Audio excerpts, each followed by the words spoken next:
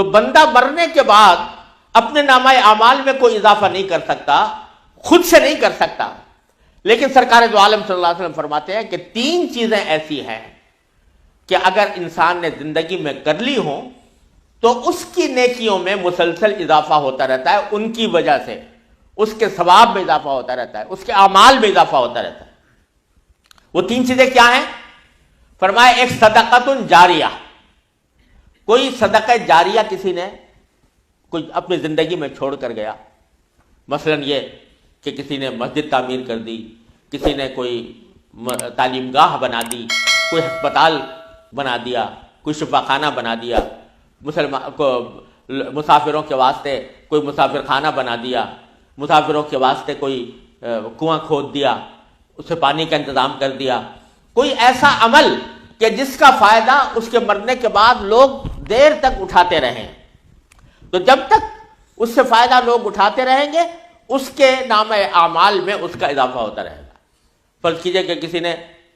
مسجد بنوا دی، تو مسجد کے بننے کے نتیجے میں جب تک نمازی اس میں نماز پڑھیں گے ان کی نمازوں کا ثواب اس مسجد کے بنانے والے کو پہنچتا رہے گا۔ کسی نے کوئی تعلیمی ادارہ قائم کر دیا، جب تک لوگ اس میں تعلیم حاصل کریں گے اس کے مرنے اس شخص کو ان کا ثواب پہنچتا رہے گا۔ کسی نے کوئی ہسپتال کھول دیا جس میں مریضوں کا علاج مفت کیا جاتا ہے، تو جب تک اس میں مریض آتے رہیں گے ان کا علاج ہوتا رہے گا، بنانے والے کو مستقل اس کا ثواب ملتا رہے گا۔ یہ صدقہ جاریہ، وہ صدقہ جو جاری رہنے والا ہو، یعنی جس کا فائدہ مسلسل چلتا رہے، مدت دراز تک لوگ اس سے فائدہ اٹھاتے رہیں۔ یہ صدقہ جاریہ اگر زندگی میں آدمی چھوڑ جائے تو پھر اس کا عمل مرنے کے بعد بھی جاری رہتا ہے، اس کے نامہ اعمال میں اس کی وجہ سے اضافہ ہوتا رہتا ہے۔ دوسرا فرمایا وَعِلْمٌ يُنْتَفَعُ بِهِ، اگر کسی نے کوئی علم کی بات اپنی زندگی میں چھوڑ دی، مثلا یہ کہ کوئی کتاب لکھ دی جس سے لوگ فائدہ اٹھا رہے ہیں، کوئی مضمون لکھ دیا جس سے لوگ فائدہ اٹھا رہے ہیں، یا کوئی تعلیم دے دی، کوئی استاد ہے جس نے اپنے شاگردوں کو علم سکھایا ہے اور اس علم سے لوگ فائدہ اٹھا رہے ہیں، تو اس کا ثواب بھی وہ صدقہ جاری ہے اس کے لیے، اور جب تک کہ لوگ اس سے فائدہ اٹھاتے رہیں گے اللہ تبارک و تعالیٰ کی رحمت سے اس کا ثواب اس کے نامہ اعمال میں جاتا رہے گا۔ دنیا میں سب سے پہلا جو قتل کس نے کیا تھا، حضرت آدم علیہ السلام کے بیٹے قابیل نے سب سے پہلے اپنے بھائی حابیل کو قتل کیا تھا۔ تو حضور اقدس سرور دو عالم صلی اللہ علیہ وسلم نے ارشاد فرمایا کہ چونکہ اس سے پہلے قتل کا کوئی تصور ہی نہیں تھا، سب سے پہلے قابیل نے حابیل کو قتل کیا، تو اب جتنے قتل ہوں گے دنیا میں وہ قابیل کے نامہ اعمال میں لکھے جائیں گے کہ اس نے ایک ایسا طریقہ جاری کر دیا جو حرام کا، گناہ کا طریقہ تھا۔ اسی طرح نیکی اگر کسی نے جاری کر دی، من سن سنتا حسنتا فلہ اجرھا واجر من عمل بھا او کما قال صلی اللہ علیہ وسلم، کوئی آدمی کوئی اچھا طریقہ جاری کر دے، کوئی سنت حسنہ جاری کر دے، تو جب تک لوگ اس پر عمل کرتے رہیں گے، پہلی مرتبہ جس نے عمل کیا تھا اس کو بھی اس کا اجر و ثواب ملتا رہے گا۔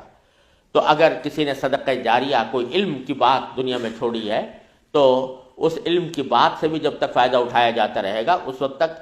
اس کو اس کے نامہ اعمال میں یہ لکھا جائے گا اور وہ صدقہ جاریہ ہوگا۔ تیسری بات جو فرمائی او ولد صالح یدعو لہ، کوئی آدمی ایسا نیک اولاد چھوڑ کر گیا کہ جو مرنے کے بعد بھی اس کے لیے دعا کرتی ہے۔ اگر اولاد نیک چھوڑ کر گیا، صالح اولاد چھوڑ کر گیا، یعنی اس کی تعلیم ایسی دی، اس کو تربیت ایسی دی کہ وہ ایک نیک انسان بن گیا،